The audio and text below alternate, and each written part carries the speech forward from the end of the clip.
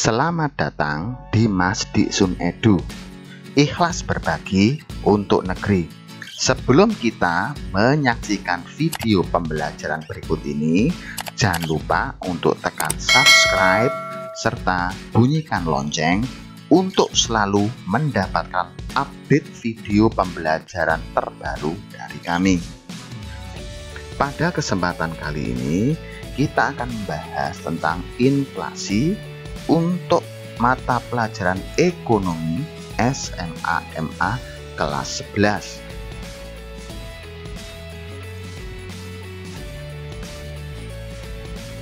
Kita bahas yang pertama adalah tentang inflasi. Inflasi pengertiannya adalah suatu keadaan di mana tingkat harga secara umum atau price level cenderung naik. Dikatakan tingkat harga umum karena barang dan jasa yang ada di pasaran jumlah dan jenis yang sangat banyak, di mana sebagian besar dari harga-harga tersebut adalah meningkat.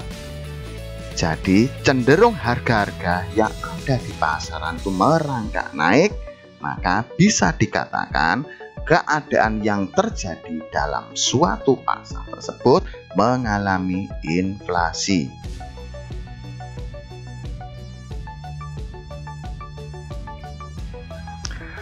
Ada beberapa penyebab terjadinya inflasi. Yang pertama, kenaikan permintaan melebihi penawaran atau di atas kemampuan berproduksi. Dengan kata lain, bisa diilustrasikan sebagai demand pull inflasi, di mana inflasi terjadi disebabkan oleh naiknya permintaan total terhadap barang dan jasa. Kita simpulkan dari sini bahwasanya jumlah permintaan meningkat lebih besar daripada jumlah persediaan barang dan jasa. Penyebab yang kedua adalah kenaikan biaya produksi atau cost push inflation, di mana inflasi yang terjadi karena meningkatnya biaya produksi sehingga harga barang yang ditawarkan mengalami kenaikan. Yang ketiga, meningkatnya jumlah uang yang beredar dalam masyarakat.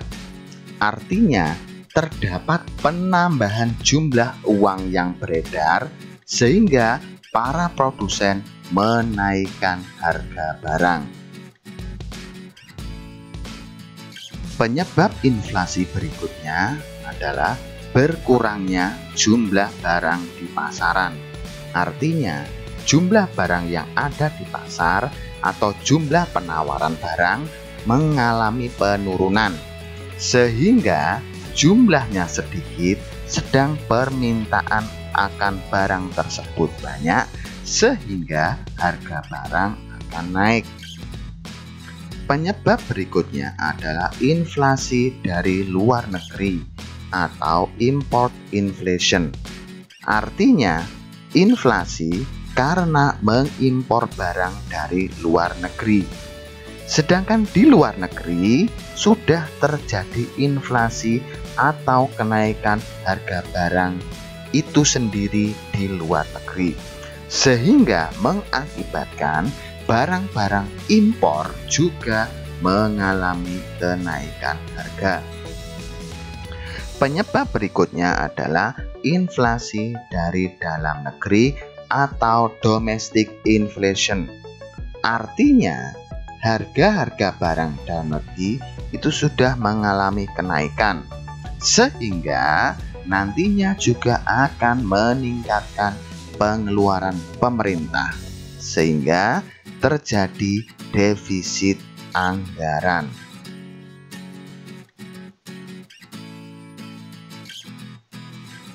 Jenis-jenis inflasi.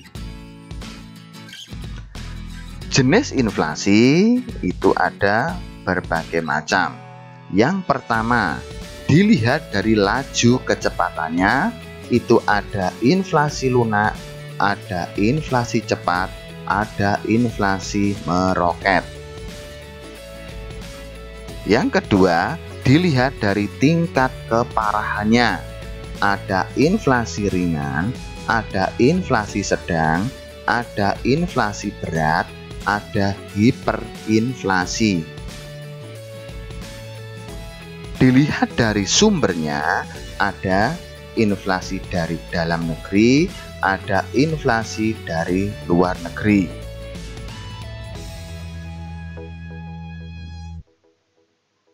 Dilihat dari laju kecepatannya.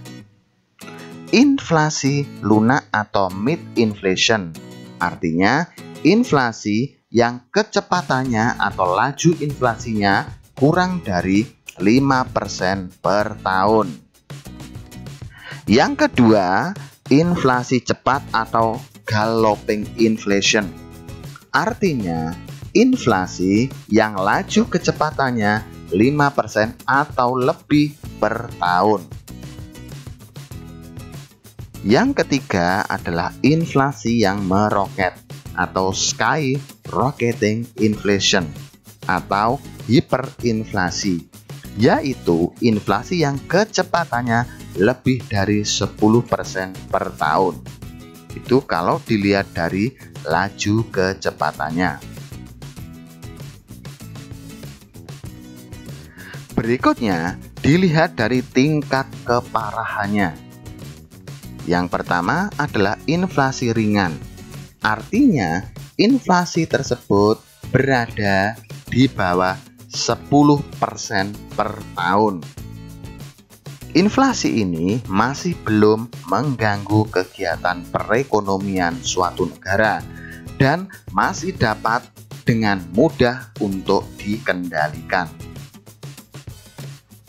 Yang kedua adalah inflasi sedang.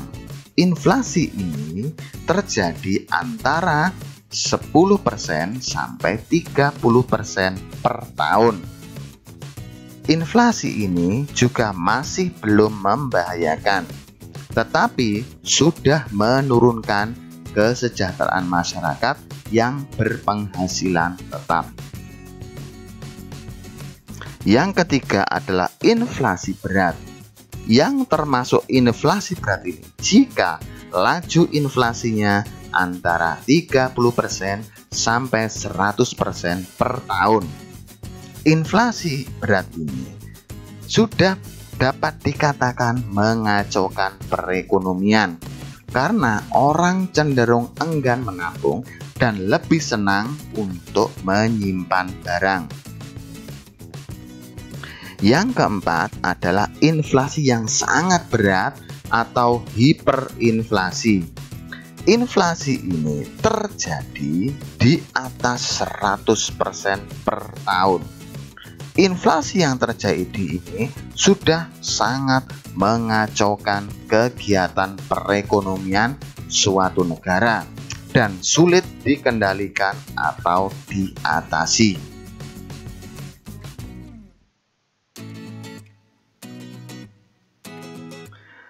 Dilihat dari sumbernya, yang pertama ada inflasi dari dalam negeri atau domestic inflation. Nah, inflasi ini artinya terjadi karena adanya penciptaan uang baru, sehingga mengakibatkan jumlah uang yang beredar sangat banyak dan juga adanya kebijakan anggaran yang defisit dan dituntut untuk mencetak uang baru. Yang kedua, inflasi dari luar negeri atau imported inflation. Artinya, inflasi ini terjadi karena suatu negara mengimpor barang atau jasa dari negara lain yang sedang terjadi inflasi. Karena di negara lain harga barang sudah meningkat, maka ketika suatu negara mengimpor dari harga barang yang sudah meningkat tadi, maka harga barang di dalam negeri itu sendiri juga akan ikut naik.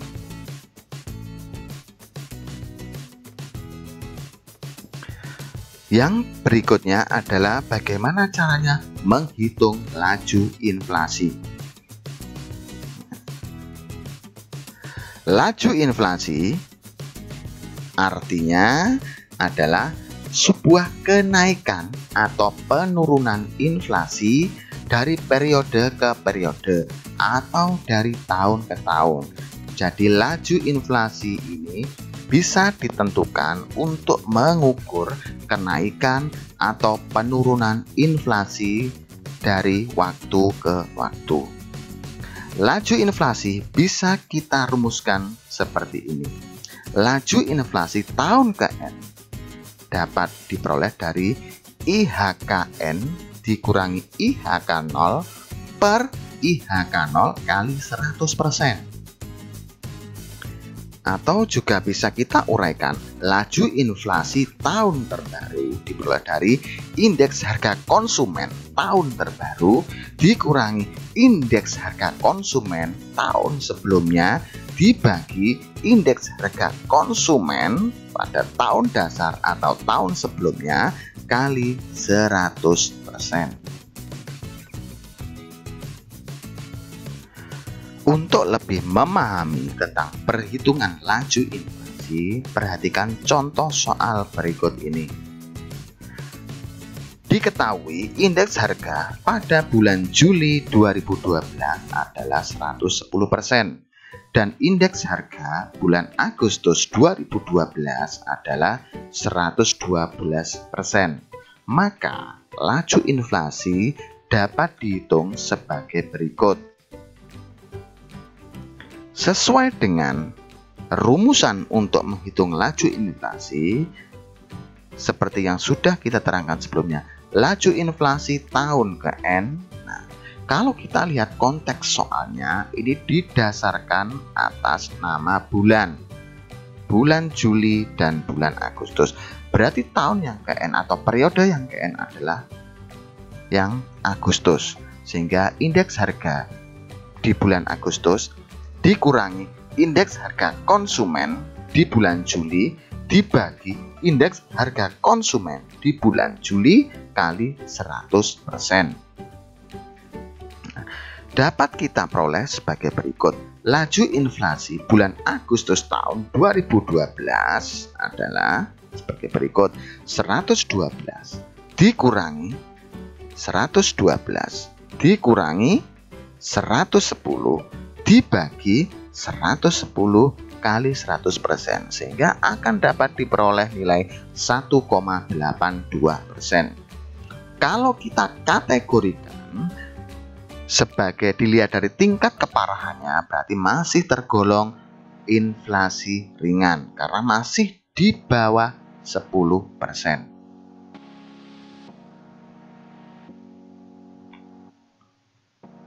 Adapun dampak-dampak inflasi yang secara umum bisa kita peroleh sebagai berikut. Dampak inflasi secara umum yang pertama bisa mengakibatkan terhambatnya pertumbuhan ekonomi suatu negara karena berkurangnya investasi dan berkurangnya minat menabung. Yang kedua, masyarakat yang berpenghasilan rendah tidak dapat menjangkau harga barang karena harga barang mengalami kenaikan. Yang ketiga, jika terdapat kebijakan untuk mengurangi inflasi, maka akan terjadi pengangguran karena pemerintah berusaha menekan harga. Yang keempat, masyarakat akan cenderung untuk menyimpan barang daripada menyimpan uang. Berikutnya, nilai mata uang akan turun karena adanya kenaikan harga barang.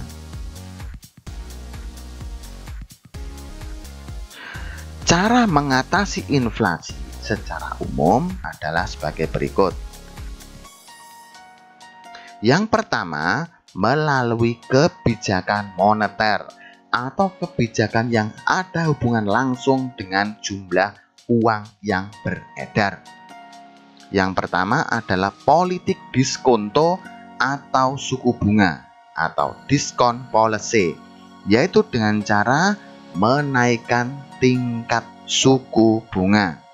Harapannya dengan dinaikkan tingkat suku bunga, maka jumlah uang yang beredar di masyarakat bisa ditarik ke pemerintah melalui bank, supaya jumlah uang yang beredar menjadi sedikit dan nanti akan bisa mengendalikan inflasi.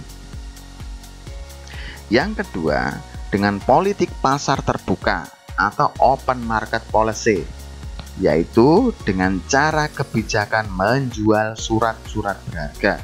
Harapannya sama, dengan menjual surat-surat berharga, nantinya uang yang dimiliki oleh masyarakat akan bisa ditarik kepada pemerintah, sehingga nanti bisa mengakibatkan jumlah uang yang beredar menjadi berkurang. Yang ketiga, pakai politik cadangan kas atau giro wajib minimum atau cash ratio policy. Artinya bahwasanya dengan kebijakan ini nanti diharapkan bahwasanya bank itu dengan cara menaikkan cadangan kas di bank. Artinya masyarakat akan lebih banyak ditarik uangnya kepada bank umum. Harapannya sama, dengan kebijakan tersebut nantinya bisa mengurangi jumlah uang yang beredar. Yang keempat, bisa dengan politik pagu kredit atau pembatasan kredit. Dengan itu bisa dikatakan dengan plafon kredit policy. Artinya bahwasanya pihak-pihak kreditur itu membatasi jumlah pemberian pinjaman atau kredit diperketat. Harapannya biar nanti bisa menahan laju jumlah uang yang beredar di masyarakat. Kebijakan yang kedua untuk mengatasi inflasi adalah dengan kebijakan fiskal atau yang hubungannya dengan perpajakan dan pengeluaran pemerintah. Yang pertama adalah dengan cara mengurangi pengeluaran negara. Jadi pengeluaran yang tidak penting bagi negara itu harus dikurangi. Yang kedua, penghematan pengeluaran pemerintah disesuaikan dengan rencana dan tidak keluar dari perencanaan yang telah dianggarkan. Yang ketiga, dengan cara pengurangan utang luar negeri. Yang keempat, dengan cara menaikkan atau mengefektifkan pajak yang ditetapkan oleh pemerintah. Kebijakan berikutnya adalah kebijakan non-moneter. Ini adalah kebijakan yang tidak ada hubungannya secara langsung kepada jumlah uang yang beredar. Kebijakan ini antara lain, yang pertama adalah peningkatan produksi dan peningkatan jumlah barang di pasaran. Karena salah satu indikator terjadinya inflasi adalah jumlah barang yang beredar itu sedikit sehingga harganya naik. Nah, dengan kebijakan non-moneter ini, harapannya jika jumlah produksi itu ditingkatkan bisa mengurangi atau menambah jumlah produksi barang yang ada di masyarakat, sehingga masyarakat tidak mengalami kekurangan barang. Yang kedua, pengendalian dan pengawasan harga. Misalnya dengan pemerintah menetapkan kebijakan harga maksimum. Ini supaya tidak terjadi kenaikan harga yang di luar perkiraan. Jadi dengan penetapan pemerintah dengan kebijakan harga maksimum, supaya pemerintah bisa melakukan pengendalian dan pengawasan harga. Yang ketiga, dengan kebijakan upah, dengan menaikkan upah real yang sudah memperhitungkan inflasi. Artinya beberapa upah yang diberikan kepada pekerja itu dinaikkan, tetapi harus memperhatikan atau memperhitungkan keadaan-keadaan inflasi yang sedang terjadi. Demikian apa yang bisa saya sampaikan. Semoga bisa memberikan pencerahan ataupun pemahaman tentang inflasi. Terima kasih dan sampai jumpa pada video pembelajaran berikutnya.